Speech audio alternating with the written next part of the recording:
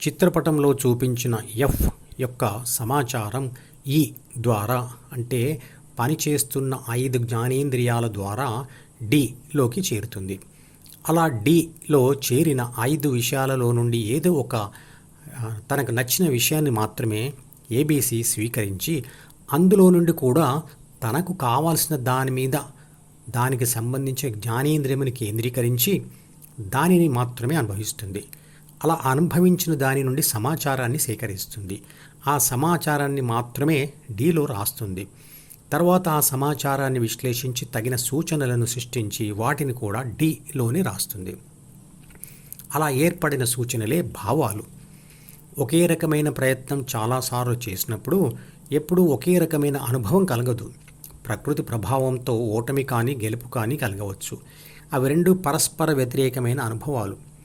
ఆ రెండు అనుభవాల సమాచారమును విశ్లేషించగా 2 పరస్పర వ్యతిరేకమైన భావాలు ఏర్పడతాయి. తర్వాత అవి డిలో రాయబడతాయి. ఒక వ్యక్తి సహకారంతో మీకు గెలుపు కలిగితే ఆ వ్యక్తి మీద ప్రేమ భావం కలుగుతుంది. మరో సందర్భంలో ఆ వ్యక్తి మీకు సహకరించలేదు అని తెలిసినప్పుడు ఓటమి కలిగితే అతని మీద ద్వేషభావం కలుగుతుంది. వీటిని ద్వంద్వ భావాలు అంటారు. ఇవి పరస్పర వ్యతిరేకమైనవి. ధ్యానం చేయని మనిషిలో ఈ 2 భావాలు డిలో కలిసే ఉంటాయి. కానీ ధ్యాన ఫలితం పొందిన మనిషి అంటే ఏబీసీ డీనే వదిలివేసి ఉంటుంది. కాబట్టి అతడిలో ప్రేమ మరియు ద్వేషం అనబడే 2 ద్వంద్వ భావాలకు అతీతంగా ఉండే స్థితి ఏర్పడుతుంది. అదే ప్రేమ మరియు ద్వేషం లేని స్థితి. ధ్యాన ఫలితం పొందని మనిషిలో ప్రేమ ఉంటే ద్వేషం ఉండదు, లేదా ద్వేషం ఉంటే ప్రేమ ఉండదు. ఇలాంటి అనేకమైన ద్వంద్వ భావాలు అతనిలో ఉంటాయి. ధ్యాన ఫలితం పొందిన వాడిలో ఈ 2 స్థితులకు అతీతంగా ఉండే ఈ 3వ స్థితి ఎలా ఉంటుంది? మరియు అలాంటి స్థితి కలిగిన వారు ఎవరైనా మనుషులలో ఉంటారా అంటే ఉంటారు. చిన్నపిల్లలు మరియు యోగులు. చిన్నపిల్లలకి జ్ఞాపకాల పుస్తకం లేదా ద్వితీయ మనసు అంటే C+D ఏర్పడి ఉండదు. సి అంటే నేను, నాది, నాకు, నన్ను అనే స్వార్థభావం అనేది కూడా ప్రపంచ అనుభవాలతోనే ఏర్పడుతుంది. అది కూడా ఒక జ్ఞాపకం లాంటిదే. ఏబి ప్రపంచంలో ఏ పనులు చేయడానికైనా సి అంటే అహం అనేది అత్యంత అవసరమైనటువంటి మొదటి జ్ఞాపకం. కాబట్టి అది జ్ఞాపకాల పుస్తకం యొక్క మొదటి పేజీలోనే లేదా మొదటి లైన్లోనే రాసి ఉంటుంది అనుకోవాలి.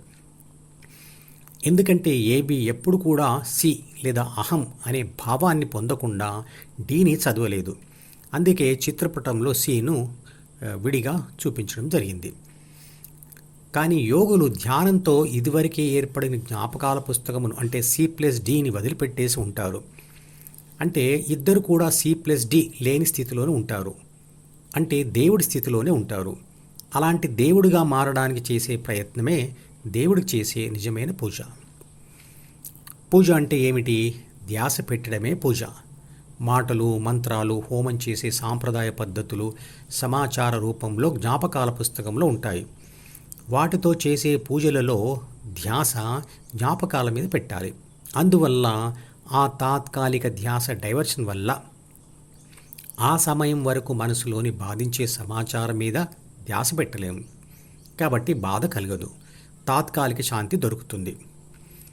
మంచి చెడు కలగలిపి ఉన్న ద్వితీయ మనసులో చెడు మీద దృష్టి పెట్టకుండా ఉండదు. మనసునే వదిలివేయడం వల్ల మంచి చెడు తెలియని అద్వైత అనుభవం అంటే చిన్నపిల్లల తత్వం ఏర్పడుతుంది. అదే దైవత్వం. డీలోని కోరికలు చాలా రోజులు బ్రతికి ఉండాలంటే అవి ప్రాపంచిక ఆత్మ చేత తరచుగా చదవబడుతూ ఉండాలి. అంటే రిఫ్రెష్ చేయబడుతూ ఉండాలి. అంటే పునరుద్ధరించబడుతూ ఉండాలి. కానీ ప్రాపంచిక ఆత్మ ధ్యాన కోరికను పట్టుకొని ధ్యానం చేస్తూ డిలోని ఇతర కోరికలను చదవకపోతే ఏ పనులు చేయలేదు. అందువల్ల శరీర రక్షణ, పోషణ, పునరుత్పత్తి బాధ్యతలను నెరవేర్చలేదు. అందువల్ల శరీరం నశిస్తుంది. ప్రాపంచిక ఆత్మ డీను విడిచిపెడితే శరీరంను మరియు ప్రపంచాన్ని విడిచిపెట్టినట్లే.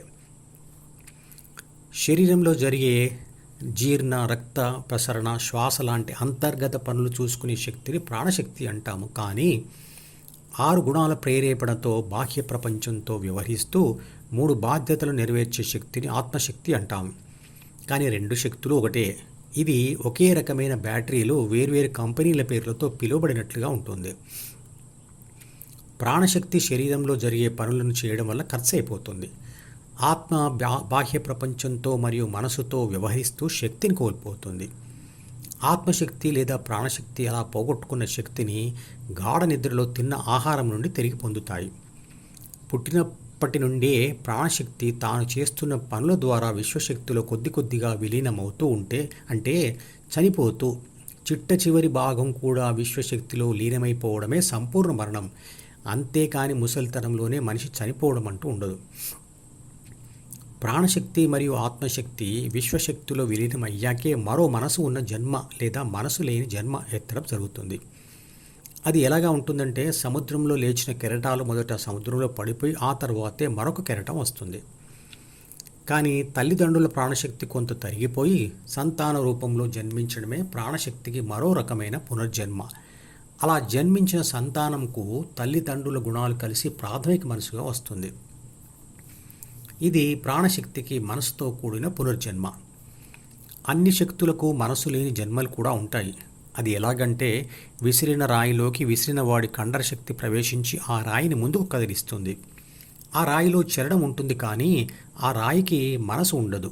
అలాగే ఎత్తులోకి తీసుకువెళ్లిన రాయిలోకి స్థితిశక్తి ప్రవేశిస్తుంది.